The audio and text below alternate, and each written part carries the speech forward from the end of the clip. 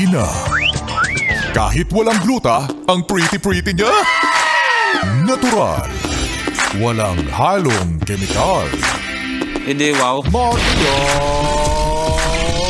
Morena! Yes, FM! Yes, friend, araw na naman ng Lunes. Yan, at syempre, kapag Lunes, L din ang nasa utak natin. Anong L yarn? Di laban. Laban ng laban ng laban. Naku, kakasabi mo ng laban, nakakapagod na. Ano ba yan? Araw-araw, yes, Brent, puro na laban ng laban. Lunes na Lunes, laban ng laban. Pwede bang lambing naman?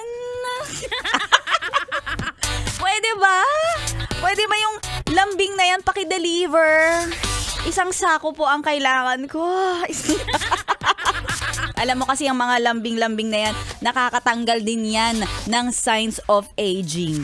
Oo, kasi pag lagi kang sagana sa lambing. Ano to? Parang nutrition din to kailangan ng katawan natin.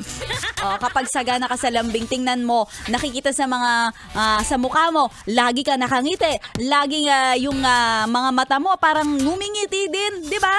Oo, para talagang umaabot na sa tenga yung ngiti mo Ibang level, 'di ba? Kaso yes, friend, tandaan mo bilang adulting na tayo, tapos na tayo sa mga panahon kung saan ganyan yung mga pakiramdam natin. Puro kilig, wala na. Sa ngayon, nasa stage na tayo, yes, friend, ng pasakitan na lang ng pagsasalita, Diba? Pasakitan yung may audience impact pa, ganun. Tapos ngayon, adulting pasakitan na lang din ng katawan. Diba? Tapos, yes, friend, kahit nasasaktan ka na, idadaan mo na lang yan sa tawa. Diba? Nakakaloka. Kaya alam mo, sa mga ganyan, nagiging strong and independent, huwag kang magtaka kung hirap na hirap kang magkajowa.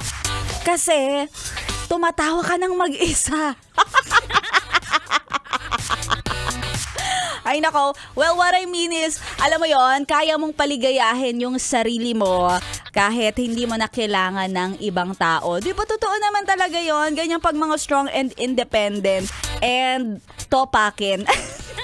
May kasamang topak na talaga yon. Pero alam mo, kapag ganyan ka, hindi naman ibig sabihin, hindi mo na kailangan ng lambing. Kasi, you know what, as a strong, independent, in fact, gustong-gusto mo pa nga yung nakakaranas ka rin ng lambing. Lambing talaga! Tingnan mo, pag niyakap mo yan, tamo, may meaning agad yan. Diba? Ay, nako. Pero alam mo, sa totoo lang, yan nga, yes, friend, kung halimbawa meron kang kasama sa bahay, yung misis mo, mister mo, alam mong araw-araw pagod sa trabaho, yung konting pagluto mo lang ng paborito niyang ulam, ipakita mo yung pagmamalasakit, hindi yung ipakita mo lagi-lagi na abang ka sa sweldo niya, hindi ganon. Kapag lagi mo pinapakita yung mga lambing in your own different ways, alam mo yun, it means comfort. Ayan, alam niya na nagki-care ka sa kanya, so lalo niyang gagalingan sa trabaho. Oo, kaya yan yung pampainit natin. Kumbaga kung sa sasakyan, gasolina ang kailangan para dire-diretso yung biyahe. Sa mga kagaya naman namin na laging strong and independent, kailangan namin ng lambing para maitawid namin ang araw-araw namin. Ay, nakasana nga ang Lunes mo, yes, friend. Hindi mapait. Parang sweet na sweet like the cake. Like the cake talaga. Oo, parang cake, parang dessert. At syempre kasama mo si Maria Morena hanggang 3:00. Oo, parang dessert din ako. Ako yung cherry on top of your cake. Oo, cherry on top. Para masarap. Para din aesthetic. Pero mahal ang cherry. Sige, wag na lang cherry. Ako na lang yung rambutan. Oo, mura na. Masarap pa. Authentic pa.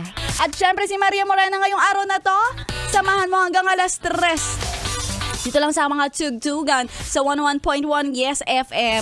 At gusto ko lang mag-hello and hi sa ating winner for today sa ating papromo na